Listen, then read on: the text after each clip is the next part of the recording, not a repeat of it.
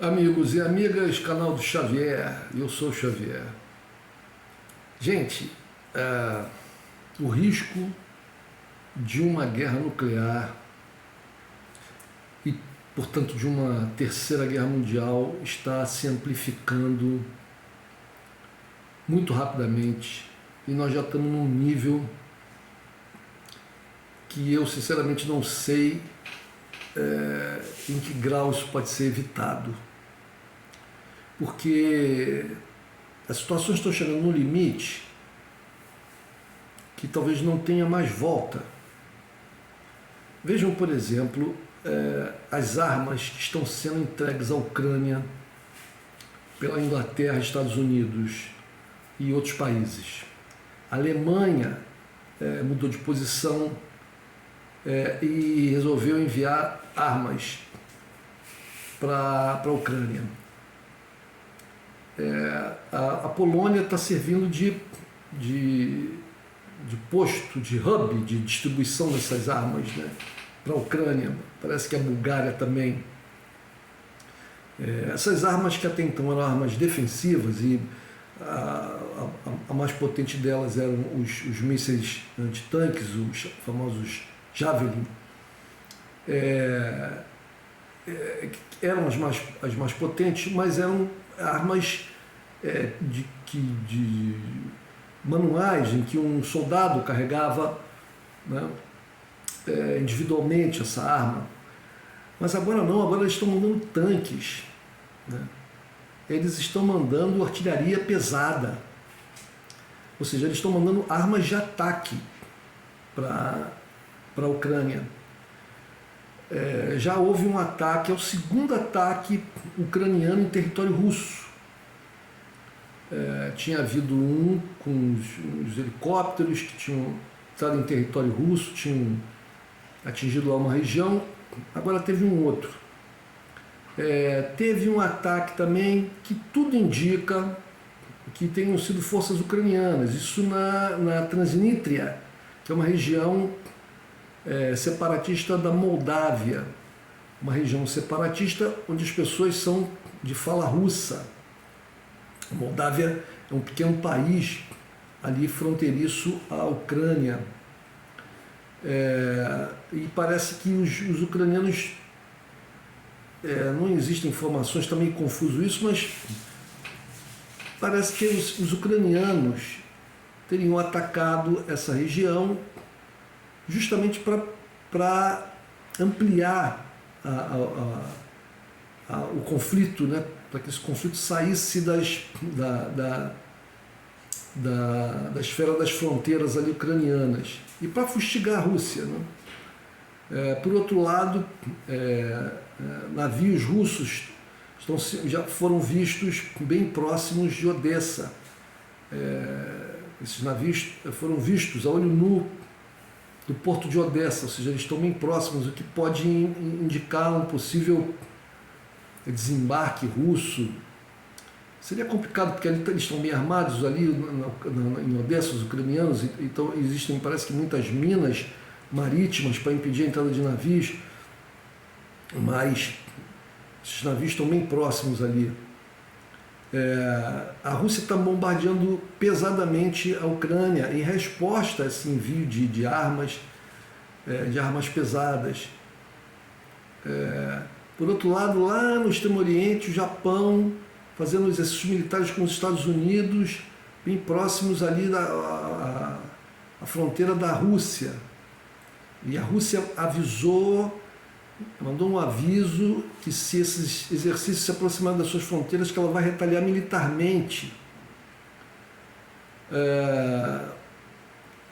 Ou seja, por outro lado, as sanções cada vez mais pesadas e mais abrangentes. A Rússia cortou o envio de gás para a Polônia, para a Bulgária, justamente porque esses dois países estão servindo de entreposto para as armas que estão entrando ali na Ucrânia. E sem dúvida nenhuma, essa quantidade de armas que entra na Ucrânia faz com que o conflito não termine, né? Porque a Ucrânia tendo armas, ela continua lutando contra os russos. Um chazinho de erva cidreira é bom para a gente manter a calma nesse mundo conflituoso. Autoridades russas estão falando repetidamente numa possível utilização de armas nucleares. Vejam, esses países que detêm armamento nuclear, eles têm um protocolo. Os Estados Unidos têm, a Rússia tem, outros países também têm. Um protocolo de quando, como e possivelmente até onde usar essas armas nucleares. Os protocolos russos falam de saúde. Os protocolos russos falam de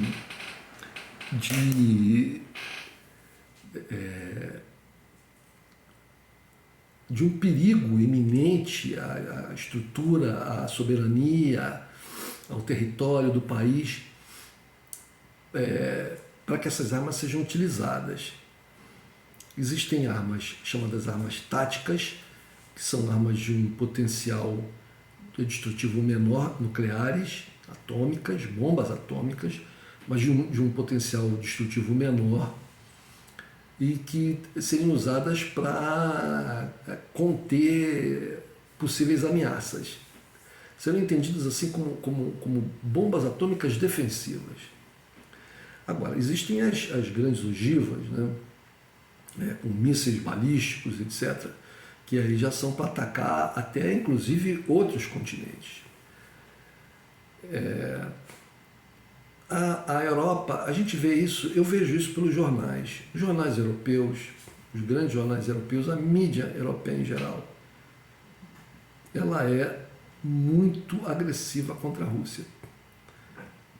Você pega um jornal, por exemplo, eu leio mais os jornais portugueses, leio também jornais italianos, ingleses, franceses, etc., mas leio mais os jornais portugueses porque tenho interesses particulares em Portugal, porque tenho cidadania portuguesa, etc. E também esses jornais não preciso traduzir, é mais fácil, né? Mas os jornais, eles são, é impressionante, porque as notícias são 99% seguindo a retórica da OTAN. E quando existe alguém no cenário, eu estou falando de Portugal, quando existe alguém ou alguma instituição no cenário português que destoa dessa narrativa da OTAN, esses próprios jornais fazem um trabalho constante de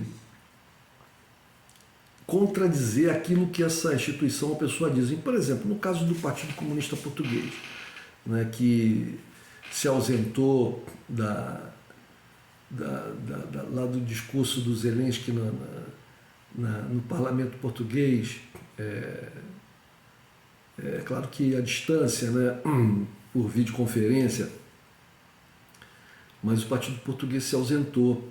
E eu concordo absolutamente com o Partido Comunista Português por ter se ausentado, pela simples razão de que o Zelensky não é um herói, não é um patriota ucraniano lutando para defender a Ucrânia, não. Ele é um sacrificador do povo ucraniano.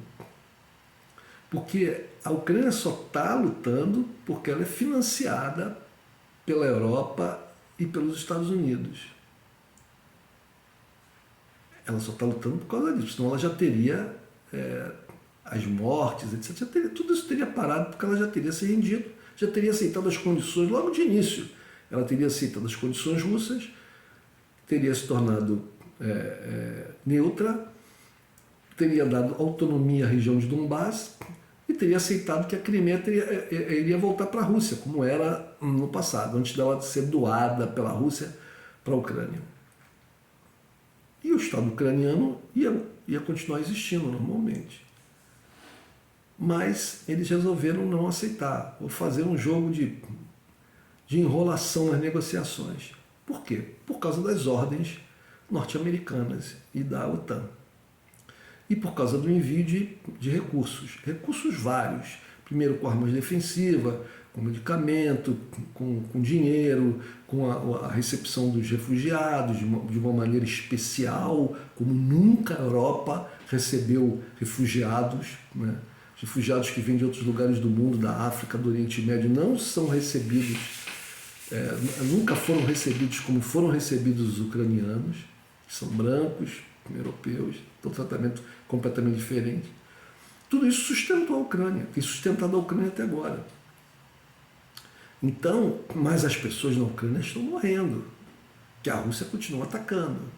E a Ucrânia também está atacando agora. Então as pessoas continuam morrendo. E as cidades continuam sendo destruídas. E a economia continua indo para o buraco. Então, o que acontece, gente? A situação está de uma tal forma que, bom, os russos não têm retorno. E outra, quanto mais armamento for mandado para a Ucrânia, mais se estabelece a condição de guerra de desgaste. Ou seja, a Rússia vai se desgastando na guerra, porque a guerra vai demorando. Mesmo para um vencedor, a guerra consome muitos recursos. Muitos recursos. Existem sanções contra a Rússia, existe uma demonização da Rússia no mundo, né? A expulsão da Rússia de vários organismos internacionais. E isso vai dificultando a economia da Rússia, mesmo que a economia da Rússia está conseguindo resistir, o rublo que tinha caído brutalmente se ergueu, voltou a patamares de normalidade, mas, sem dúvida nenhuma, que a economia da Rússia está sofrendo um desgaste muito grande. E com a manutenção da guerra, esse desgaste vai perdurar e pode até se aprofundar.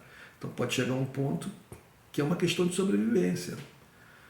Os russos não vão ver a sua economia ir para o espaço, ser destruída e seu povo cair na miséria. E sua nação passar por uma situação muito difícil. É uma ameaça muito grande à nação russa. Então, isso pode fazer com que a Rússia use armas nucleares. Os russos estão avisando, assim como os russos avisaram, estão há mais de década avisando sobre toda essa circunstância na Ucrânia, e europeus e americanos fingiram que não era com eles.